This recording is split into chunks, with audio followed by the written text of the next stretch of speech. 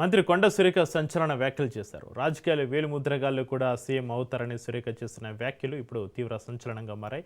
ఎంతో కష్టపడితే కానీ ఐఏఎస్ ఐపీఎస్లు కాలేరని, ఎంత కష్టపడి ఐఏఎస్ ఐపీఎస్లైనా చివరికి తాము చెప్పింది వినాల్సిందేనని కొండ సురేఖ అన్నారు.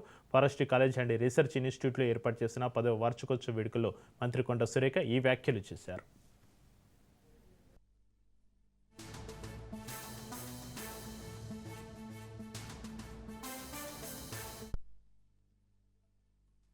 ఆఫీసర్స్ అనేవాళ్ళు ఇప్పుడు మేము పొలిటికల్ వాళ్ళం, వేలుముద్ర వాళ్ళు కూడా సీఎం అవుతారు.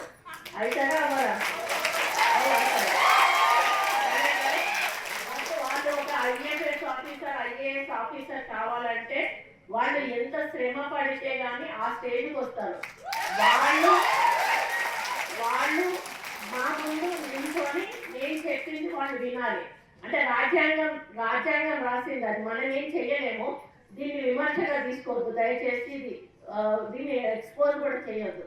నా మనసులో ఉన్న అభిప్రాయాన్ని నేను చెప్తా ఉన్నాను.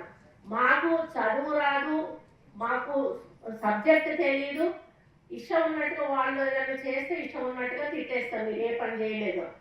దానికి రూల్ ఒప్పుకోకపోవచ్చు, దానివల్ల వాళ్ళు చేయకపోవచ్చు. అట్లా అని అందరు ఎట్లా ఉంటారన్నాడు. కొంతమంది రూల్ పొజిషన్ ఉన్న చేయని ఆఫీసర్లు కూడా ఉంటారు, వాళ్ళు కొంత అడమెంట్ ఉంటారు. అట్లాంటి వాళ్ళని అడగడంతో తప్పలేదు, కానీ ఎవరి పని వాళ్ళు చేసుకుపోతున్న వాళ్ళను మనం అప్పుడు కూడా డిస్టర్బ్ చేయొద్దు.